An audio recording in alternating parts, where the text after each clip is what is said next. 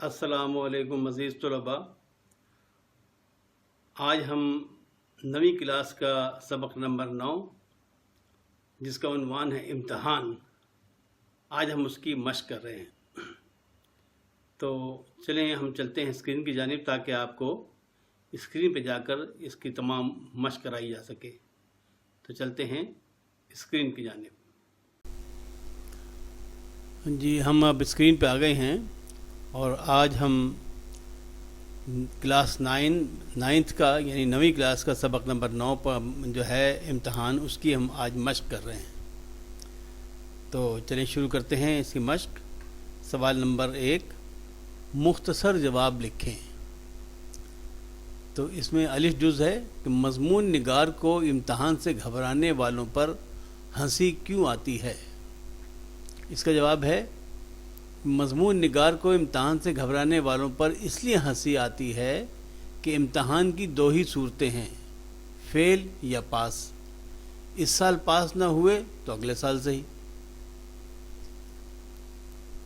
سوال نمبر 1 کا جز بے جوں جوں امتحان کے دن قریب آتے جاتے مضمون نگار کے دوستوں اور ہم جماعتوں کا کیا حال ہوتا. تو اس کا جواب ہے کہ جو امتحان قریب آتے جاتے تو دوستوں کے دماغ مختل اور منہ ذرا سا نکل آتا. یعنی دماغ میں اختلال میں پریشانی بڑھ جاتی ہے اور منہ ذرا سا نکل آتا. یعنی گھبراہٹ چہرے پہ شروع ہو جاتی. منہ ذرا سا نکل آنا کہتے ہیں پریشان ہو جانا، منہ ذرا سا نکل آنا. اچھا اس کا جز جیم ہے سوال نمبر 1 کا مضمون نگار نے کون سا امتحان دیا تھا. تو جواب ہے اس کا کہ مضمون نگار نے قانون یعنی لا کے مضمون کا امتحان دیا تھا. جز دال مضمون نگار نے امتحان دیا تو کیا نتیجہ نکلا. اس کا جواب ہے کہ مضمون نگار بری طرح فیل ہو گیا. جز ہے مضمون نگار کے والد نے کس طرح اسے تسلی دی. جواب مضمون نگار کے والد نے کہا کہ مرد گھبرایا نہیں کرتے. سوال نمبر 2 سبق امتحان کا خلاصہ اپنے الفاظ میں تحریر کریں. تو یہ ہم نے آپ کے لیے تحریر کر دیا ہے، آپ بھی دیکھ لیجئے. خلاصہ ہمیشہ بہت ہی مختصر اور اس میں جو جو الفاظی وغیرہ ہے وہ کچھ نہیں ہوتی. بس مختصر کر کے جتنا بھی اختصار سے آپ کام لیں گے اتنا ہی وہ بہتر خلاصہ کہلائے گا. تو دیکھیں ہم نے کہ لکھا ہے اس کو کہ مضمون نگار پڑھنے سے بہت جی چراتا تھا لیکن والدین کے زور دینے پر قانون پڑھنے پر رضامند ہو گیا. مضمون نگار سب کو دھوکہ دیتا رہا کہ وہ امتحانات کی بہت زور و شور سے تیاری کر رہا ہے لیکن وہ کمرے کو ہر طرف سے بند کر کے آرام سے سو جاتا. 2 سال اسی طرح گزر گئے اور آخر امتحان کا وقت آن پہنچا. مضمون نگار کا خیال تھا کہ کسی سفارش، رشوت یا کسی غیبی امداد کی بدولت وہ کامیابی حاصل کر ہی لے گا، لیکن نہ تو کمرہ امتحان میں کسی نے کوئی مدد کی اور نہ ہی والد صاحب کی کوئی سفارش کام آئی. آخر جب رزلٹ نکلا تو بری طرح فیل. مضمون نگار نے اپنی روز و شب پڑھائی کا جو ڈرامہ رچایا تھا اس کی وجہ سے والد صاحب اگرچہ بہت مایوس ہوئے لیکن مضمون نگار کی ہمت بندھاتے رہے کہ کوئی بات نہیں، اگلے سال اللہ کامیابی عطا کر دے گا. اب اس کا سوال نمبر 3 ہے کہ مندرجہ ذیل الفاظ اور تراکیب کے معنی لکھیے. تو الفاظ کیا ہیں؟ مختل، مستغرق، محویت، امداد غیبی، خادم زادہ، ممتحن، تشفی، اشک شوئی، کم ترین، بدرجہ اعلیٰ اور خادم. اب اس کے ہم آپ کو معنی دکھاتے ہیں. تو دیکھیے مختل کہتے ہیں خلل سے بھرا ہوا پریشان، اسے کہتے ہیں مختل. مستغرق کے معنی ہیں غرق شدہ یعنی بے حد محو، بہت اس سے استغراق اور بڑی اس میں ڈوب کر کسی پڑھائی کرنے کو اسے کہتے ہیں مستغرق. اس میں آج انسان اپنے پورے حواس کے ساتھ اس کو کس چیز کو میں اگر مصروف ہو تو اسے کہتے ہیں مستغرق. محویت کہتے ہیں گہری سوچ، کس گہری سوچ میں ہو تو اسے کہتے ہیں محویت. امداد ایسی امداد جس کا پتہ نہ ہو، غیبی امداد، ایسی امداد جس کا پتہ نہ ہو۔ خادم زادہ، یعنی خادم زادہ کہتے ہیں نوکر کا بیٹا، خدمت گزار کا بیٹا یا نوکر کا بیٹا۔ ممتحن، ممتحن کہتے ہیں امتحان لینے والا۔ تشفی، تشفی کہتے ہیں تسلی کو اور ڈھارس کو، ڈھارس سے تسلی جو ہے اسے کہتے ہیں تشفی۔ اشک ہوئی، اشک ہوئی جو ہے فارسی لفظ ہے، اشک آنسو، شوئی کے اندر پہنچنا، تو اشک ہوئی آنسو پہنچنا۔ کم ترین، نہایت حقیر، بہت کم، کم ترین بہت کم یا نہایت حقیر۔ بدرجہ اعلیٰ، سب سے اونچے درجہ میں، یعنی سب سے اونچے درجہ جو ہے اسے کہتے ہیں بدرجہ اعلیٰ۔ خادم، خدمت گزار یا نوکر۔ اب سوال نمبر 4 ہے، سوال نمبر 4 میں واحد الفاظ کی جمع لکھنی ہے، تو الفاظ کیا ہیں؟ امتحان، خیال، مشغلہ، وکیل، ممتحن، تدبیر، مضمون۔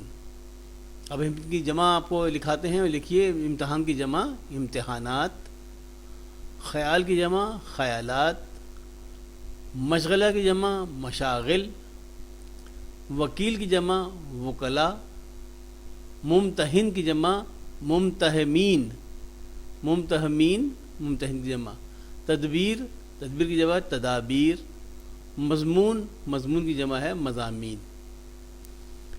اگلا سوال جو ہے سوال نمبر 5، وہ اس میں کہا ہے کہ اعراب لگا کر تلفظ واضح کریں، تو الفاظ ہیں حواس، مختل، مشغلہ، مستغرق، خلیق۔ اب اس کے جو وہ ہیں وہ اعراب، وہ ہم نے اعراب ہم نے لگا دیے ہیں، یہ دیکھیے یہ لکھا ہوا ہے، حواس، مختل، مشغلہ، مستغرق و خلیق۔ سوال نمبر 6 ہے، متن کو مد نظر رکھتے ہوئے درست جوابات کی نشاندہی ٹک کے نشان سے کریں، تو ہم نے بجائے ٹک کے اس کو ہائی لائٹنر سے، یعنی پیلے رنگ کے ہائی لائٹنر سے کر دیا تاکہ آپ کو صاف نظر آئے۔ اب سوال الف ہے، بندے پر امتحان کا اثر نہیں تھا، کیا کس چیز کا؟ نمبر 1 رتی برابر، نمبر 2 ذرا برابر، نمبر 3 بالکل، یہ نمبر 4 معمولی۔ تو جو مضمون ہے اس کے مطابق اس کا جواب ہے رتی برابر۔ جز بے ہے سوال نمبر 6 کا، طالب علم نے کتنے سال میں لاء کا کورس پورا کیا؟ نمبر 1 4 سال میں، نمبر 2 2 سال میں، نمبر 3 3 سال میں، یا نمبر 4 5 سال میں؟ صحیح جواب ہے 2 سال میں۔ اگلا ہے جیم، جیم میں پوچھا لاء کالج میں کون طالب علم کے دوست تھا؟ نمبر 1 لیکچرار صاحب، نمبر 2 پرنسپل صاحب، نمبر 3 منشی صاحب، یا نمبر 4 چوکیدار؟ تو صحیح جواب ہے منشی صاحب۔ اچھا سوال نمبر اس میں کیا پوچھا کہ جو ظالم میں طالب علم نے کس سے پوچھا کہ یہ پرچہ کس مضمون کا ہے؟ نمبر 1 نگراں صاحب سے، نمبر 2 گارڈ صاحب سے، نمبر 3 سپرنٹینڈنٹ صاحب سے، یا نمبر 4 کسی طالب علم سے؟ تو اس کا صحیح جواب ہے گارڈ صاحب سے۔ اب اسی سوال نمبر 6 کا جز ہے، طالب علم کتنی دیر میں کمرے سے باہر نکل آتا؟ نمبر 1 1 گھنٹے بعد، نمبر 2 آدھا گھنٹہ بعد، نمبر 3 2 گھنٹے بعد، یا نمبر 4 3 گھنٹے بعد؟ تو صحیح جواب ہے اس کا آدھا گھنٹہ بعد، یعنی دل تو اس کا ہی چاہتا ہے کہ آدھے گھنٹے بعد ہی نکل آئے۔ اب سوال نمبر 7 ہے، متن کو پیش نظر رکھتے ہوئے خالی جگہ پر کریں، تو اس کا جز الف تھا، الف ہے کہ لوگ ڈیش کے نام سے گھبراتے ہیں لیکن مجھے ان کے ڈیش پر ہنسی آتی ہے۔ تو ان میں کیا لکھنا ہے ڈیش میں؟ پہلے ڈیش میں لکھنا ہے آپ نے امتحان، اور دوسرے ڈیش میں لکھنا ہے آپ نے گھبرانے۔ تو جملہ بن جائے گا لوگ امتحان کے نام سے گھبراتے ہیں لیکن مجھے ان کے گھبرانے پر ہنسی آتی ہے۔ اب جز بے ہے اس کا، والد صاحب قبلہ ڈیش تھے کہ بیٹے کو ڈیش کا شوق ہو چلا ہے۔ اب پہلے ڈیش میں کیا لکھنا ہے آپ نے؟ خوش، اور دوسرے ڈیش میں کیا لکھنا ہے؟ قانون۔ تو فقرہ یوں بن گیا، والد صاحب قبلہ خوش تھے کہ بیٹے کو قانون کا شوق ہو چلا ہے۔ جیم، کسی زمانے میں بڑے بڑے ڈیش کے کان کترے گا، اس ڈیش میں کیا لکھا ہے؟ وکیلوں، کسی زمانے میں بڑے بڑے وکیلوں کے کان کترے گا۔ اس کا جز دال ہے، لیمپ روشن کر کے آرام سے ڈیش سے سو جاتا اور ڈیش اٹھتا۔ تو ان میں کیا ہے؟ اس میں کیا لکھنا ہے کہ لیمپ روشن کر کے آرام سے 7 بجے، یہاں بجے اور کر دیجئے 7 بجے، آرام سے 7 بجے سے سو جاتا اور صبح 9 بجے اٹھتا، لیمپ روشن کر کے آرام سے 7 بجے سے سو جاتا اور صبح 9 بجے اٹھتا. تو یہ مکمل ہو گیا. اگلا ہے قصہ مختصر، درخواست شرکت دی گئی اور ڈیش ہو گئی اور منظور ہو گئی. قصہ مختصر، درخواست شرکت دی گئی اور منظور ہو گئی. واو ہے، یہاں ایک بہت ڈیش اور ڈیش نگراں کار تھے. تو اس میں کیا لکھنا ہے؟ یہاں ایک بہت خلیق اور ہنس مکھ نگران کار تھے. تو اس کا جو زے ہے، ایک ڈیش ایک اصول قائم کرتا ہے اور دوسرا اس کو توڑ دیتا ہے. تو اس پہ کیا لکھنا ہے آپ نے؟ مقنن. ایک مقنن یعنی قانون بنانے والا. ایک مقنن ایک اصول قائم کرتا ہے اور دوسرا اس کو توڑ دیتا ہے. اب جز ہے، والد صاحب روز ڈیش سے آ جاتے اور ڈیش صحن میں بیٹھے رہتے.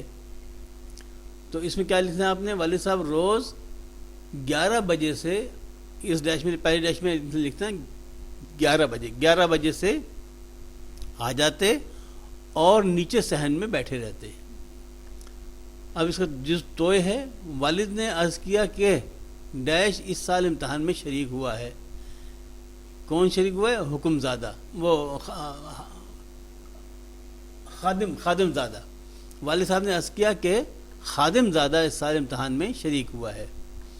اب اس کا جز یہ ہے، 100 دن ڈیش کے تو ایک دن ڈیش کا. تو کیا ہے؟ پہلے ڈیش میں آئے گا چور، دوسرے ڈیش میں آئے گا شاہ. تو فقرہ یوں بن جائے گا 100 دن چور کے تو ایک دن شاہ کا. اب جناب سوال نمبر 8 ہے کہ متن کو مد نظر رکھ کر کالم الف میں دیے گئے الفاظ کو کالم بے کے متعلقہ الفاظ سے ملائیں. تو یہ ہم نے ملا دیا ہے. کالم الف میں لکھا فرحت اللہ بیگ، تو یہ فرحت اللہ بیگ نے لکھا تھا، یہ جو مضمون لکھا ہے وہ امتحان، تو یہ اس لیے فرحت اللہ بیگ کا تعلق ہو گیا امتحان سے. فعل کا امتحان ہو گیا پاس سے. جینے کا تعلق ہے مرنے سے. 2 سال میں کیا ہوتا تھا؟ لا کلاس، 2 سال میں کی تعلیم تھی. بڈھا بڑھیا، ان دونوں ماں باپ کو وہ بڈھا بڑھیا کیا جو دھوکہ دیا تھا اپنے ماں باپ کو، دونوں کہہ رہا بڈھا و بڑھیا. تقدیر کا تعلق ہے تدبیر سے. مشکل اور آسانی یہ ایک دوسرے کے ضد ہیں. مشکل آسانی. کامیابی ناکامیابی. درخواست منظور، یہ درخواست دی تھی وہ منظور ہو گئی. تو یہ جناب اس کے متعلقہ الفاظ ہیں، ان سے ہم نے ملا دیا. آپ ان کو یاد کر لیجئے. اب آگے چلیے. آگے جملے کی اجزائے ترکیبی، یہ گرامر ہے. تو مطلب ہے کہ اس کا آپ گرامر کا آپ کی الگ سے کتاب بھی ہے اس کی، لیکن اس میں بھی تھوڑی سی تفصیل دی گئی، وہ آپ دیکھ لیجئے. میں پڑھ دیتا ہوں آپ کے لیے. جملے کی اجزائے ترکیبی، جملہ الفاظ کے ایسے مجموعے کا نام ہے جس سے بات پورے طور پر سمجھ آ جائے. ہر جملے کے 2 حصے ہوتے ہیں جن کا آپس میں گہرا تعلق ہوتا ہے. اس تعلق کو قواعد میں اسناد کہتے ہیں. تو آپ یہ قواعد کی کتاب ہے پوری، الگ سے آپ کے کورس میں، اس کو آپ اگر اس کا مطالعہ کرتے رہیں تو انشاءاللہ آپ کی اردو بہت بہتر ہو جائے گی. اس تعلق کو قواعد میں اسناد کہتے ہیں. جس شخص یا چیز کی نسبت یا تعلق ہو اسے مسند، اور جس کے ساتھ تعلق یا نسبت ہو اسے مسند الیہ کہتے ہیں. مسند اور مسند الیہ. مسند الیہ ہمیشہ اسم ہوتا ہے، یعنی کوئی نام ہوتا ہے. مسند کبھی اسم اور کبھی فعل ہوتا ہے. مثالیں دیکھیے. انور دوڑا، فرید عقل مند ہے. پہلے جملے میں مسند الیہ انور اسم ہے، جبکہ مسند دوڑا فعل، یعنی فعل. وہ انور نے کیا کیا؟ انور دوڑا، تو دوڑا کیا ہوا؟ فعل ہوا، اور انور یہ ہوا ہے وہ ہوا مسند الیہ. اچھا جی. دوسرے جملے میں مسند الیہ فرید اسم ہے اور مسند عقل مند بھی اسم ہے. عقل مند دیکھیں نا، فرید اور عقل مند دونوں اسم ہیں، مطلب یہ کوئی کام نہیں ہے، بلکہ عقل مند جو ہے وہ فرید ہے، تو دونوں جو ہے وہ اسم ہے. اب جملہ اسمیہ اور فعلیہ میں امتیاز کرنا. جملہ اسمیہ کیا ہوتا ہے؟ جملہ اسمیہ ایسا جملہ جس میں مسند و مسند الیہ دونوں اسم ہوں، جملہ اسمیہ کہلاتا ہے. اب یہ فرید عقل مند ہے جو ہے، یہ ہے جملہ اسمیہ. دوسرا کیا ہے؟ اکبر بہادر ہے. اکبر بہادر، تو اکبر بہادر دونوں جو ہیں یہ اسم ہیں، تو لہٰذا یہ بھی جملہ اسمیہ ہو گیا. اب اس میں اگلا ہے، مثال دی ہے زید بزدل تھا، لڑکے چالاک ہیں. ان تین جملوں میں مسند الیہ اکبر، زید اور لڑکے اسم ہیں. اسی طرح مسند بہادر بزدل چالاک بھی اسم ہے. اس میں یہ تینوں یہ جو الف بے جیم تین آپ کو بتائے ہیں ہم نے فقرے جملے، یہ سب جملے اسمیہ ہیں. اس میں جملے کے ذیل تین اجزاء ہوتے ہیں. مسند الیہ اسے مبتدا بھی کہتے ہیں. اوپر کی مثالوں میں اکبر، زید اور لڑکے مسند الیہ ہیں. مسند اسے خبر بھی کہتے ہیں.